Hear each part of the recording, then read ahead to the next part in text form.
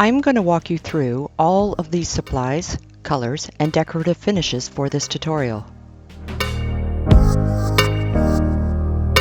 So you can use any chalk paint product you want, but I'm going to use Annie Salone's Graphite, Chicago Gray, and for some extra color, I'm going to use Amsterdam Green, as well as some French Linen.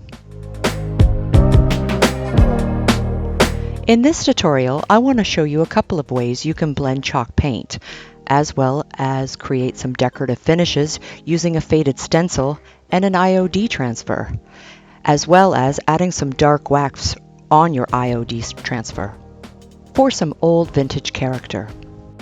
So I have started out with Chicago Gray and Graphite using a chippy brush and a water mist bottle.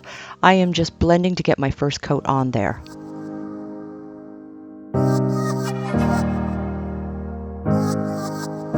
So when I start my chalk paint projects, I generally like to use my base coat as a practice of where I would like to put my colors, the shading, highlights, and lowlights, and play with it a little bit until I've decided completely what I'd like to do.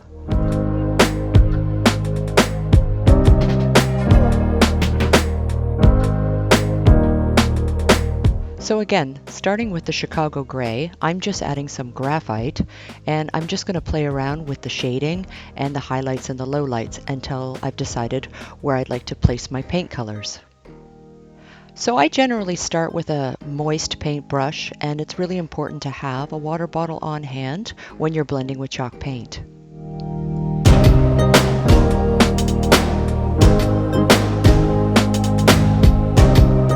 Again, this just being my first coat, I just want to play with those shades and figure out where I would like those highlights and lowlights.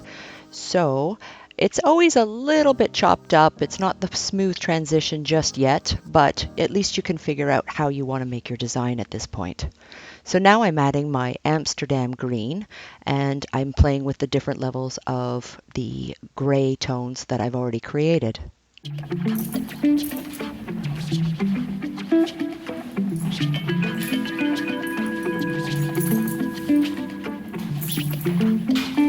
The really nice part about your first base coat is this is a great time to just play with your colors. Don't worry exactly how the transitions and the smoothness of the colors come together. Worry about where you want your color tones. So generally with deep and rich tones, I like to put in a little bit of the French Linen just to make it a little bit more subtle so it's not so green. But this allows me to play with that color tone, so it's always a good added bonus when you're playing with really rich colors.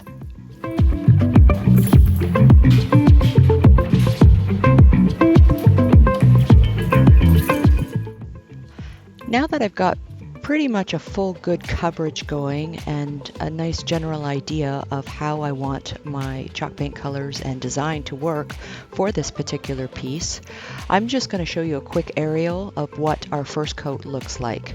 And then I want to move on to our next step.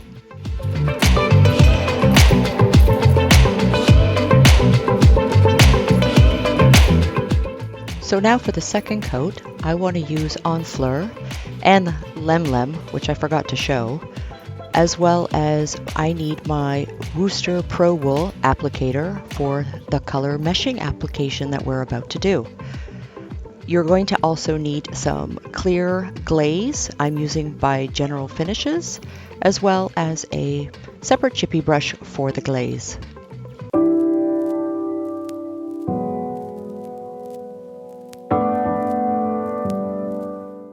So for color meshing, it's a super easy way to blend with chalk paint. All you're going to do is apply your clear glaze down first. Now, using separate brushes, I'm just adding in the color tones that I want to use. Again, just laying them out exactly how we did with our first blending on the first base coat. And I'm just going to grab my Worcester Pro Wool, and you're just going to tap, tap, tap. You're just going to repeat this over, just keep tapping, and what you're going to notice is the paint colors are just going to nice and softly collide together. It is so smooth and so soft, and it has such beautiful results.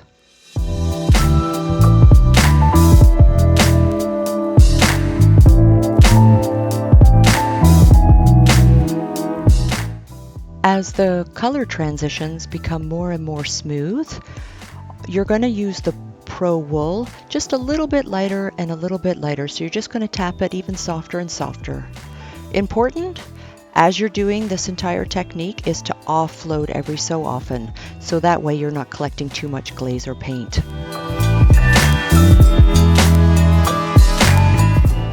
So think of clear glaze as water, but it stays in place. So you don't really have to concern yourself about spraying water anymore now that you're using the clear glaze. And I find that it just has a nice smoother transition when I'm blending my paints with the meshing applicator.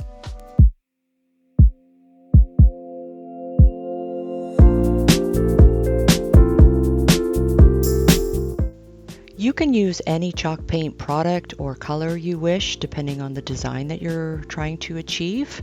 I'm just showing you as an example based on this project in these colors, but again, sky's the limits. You can do whatever color scheme you'd like and design, and again, with any other chalk paint product, you are good to go when you're using the color meshing technique.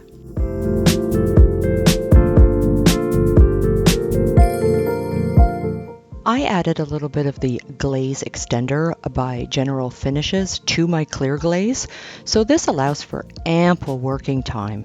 So if you ever need to go back and add a little bit more color to highlights or lowlights as you're working, no problem, you've got plenty of time.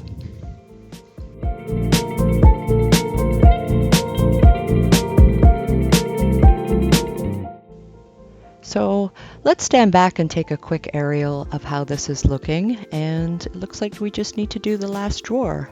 Just showing you a quick example of the different types of blending. So I'm going to go ahead and finish off my tabletop here.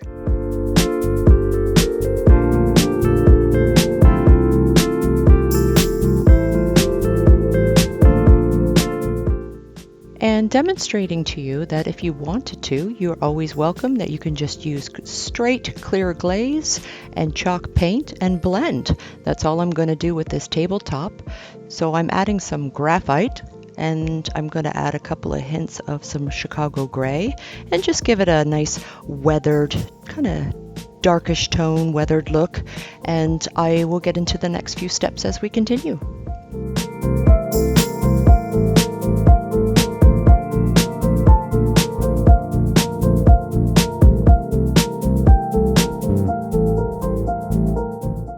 So going back to the drawer fronts, I'm going to go ahead and put a stencil on here. And what I'd like to demonstrate is not just stenciling, but how you can color enhance with highlights and lowlights using a stencil. So with my chippy brushes I was using for my original colors, I'm actually just using a stipple motion. So I'm just kind of stabbing the paint on there. And important rule with any stenciling is very little paint. You just give it a little stab there. And where I'm going here is I just want to add some highlights and lowlights with these colors. And you're going to see with the first example here exactly how I'm doing this.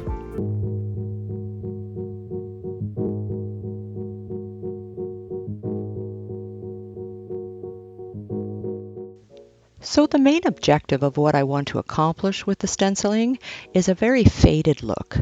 So using all the original colors I used on the base of our first two coats, I want the colors to be kind of flipped to what I have them on as our base coats. So the important key is actually using the Amsterdam to fade it out a little bit. So you can kind of see how this is working. I'm going to try and give you a better close-up here.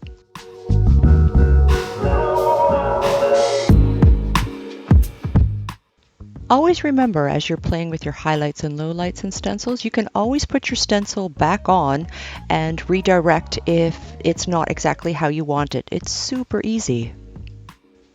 So I'm pretty happy with our first test around, but I think I may be going back to do some corrections here.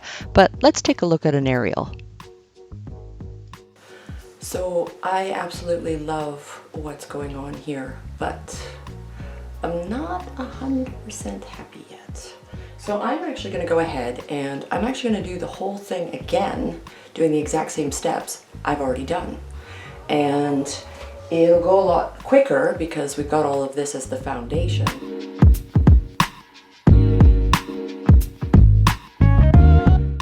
So super easy to go back and do any correction. Once everything is dry, just go back, apply your clear glaze, your paint, and do another mesh over.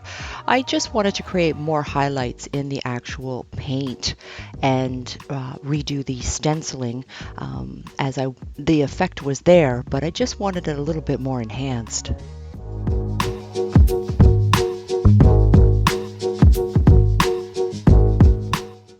Using the Lemlem, which is a very, very pale green, seems to give the color effect of where I really wanted to go. So I'm kind of glad I've gone back and I've added a bit more. You can still see the stencil, which is great because I'll know exactly where I had placed them originally. And I'm going to go back and redirect my highlights and lowlights with the stenciling.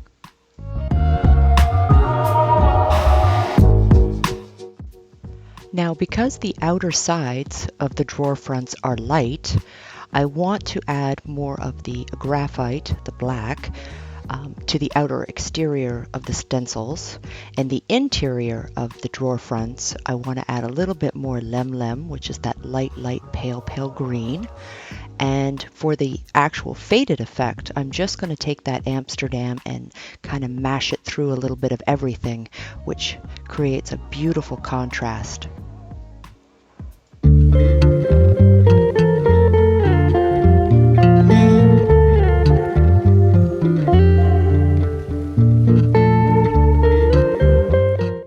So to sum it all up, basically all you've done is you've created the stencil colors the opposite of what you've done as your original base colors.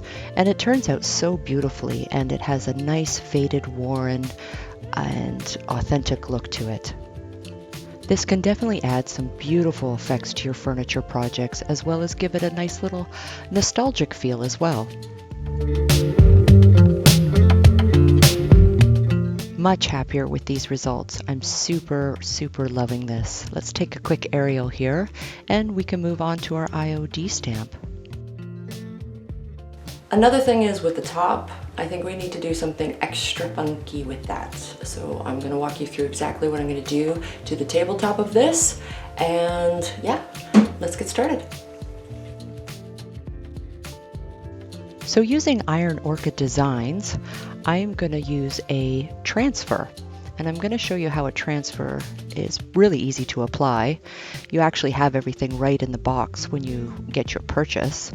This particular transfer is quite large, so I'm actually going to cut it to fit, and that's the beauty of these transfers. You can cut them and use pieces of them and then save the extras for another project. So I'm going to cut this to the size of the table, and then I'm going to go ahead and apply it, and I'll show you how easy it is.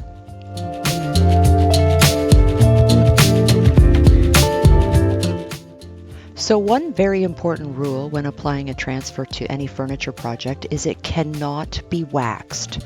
You have to wax after you've applied your transfer.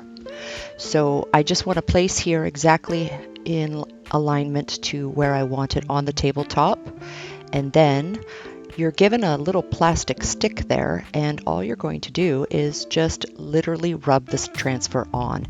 It takes a few minutes, so you want to be patient, but you can actually see the transfer lifting when you're doing this little scratch with this plastic, and you'll see how beautifully it turns out when I peel this off.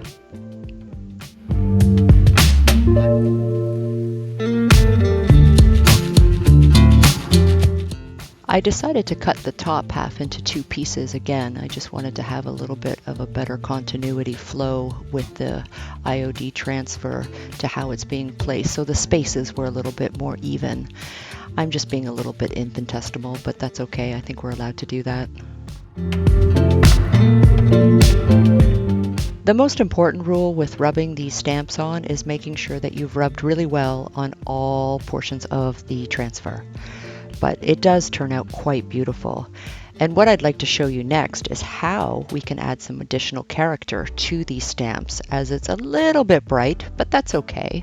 I want it to have a little bit more of a faded look. Again, really important to put your clear wax on after you've applied your transfer. So I'm going to go ahead and put on this clear wax, and I'm going to do it to the whole project. But what I want to show and demonstrate for you is some dark wax over the transfer. It looks really stunning.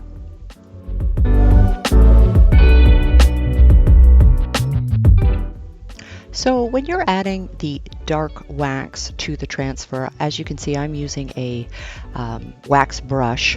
Try not to rub too hard, as you don't want to scratch your transfer, but this really does give it a nice down tone and nice weathered look. And I'm going to show you a nice shot of how this looks with the dark wax on it, and it came out quite beautifully. I'm really happy.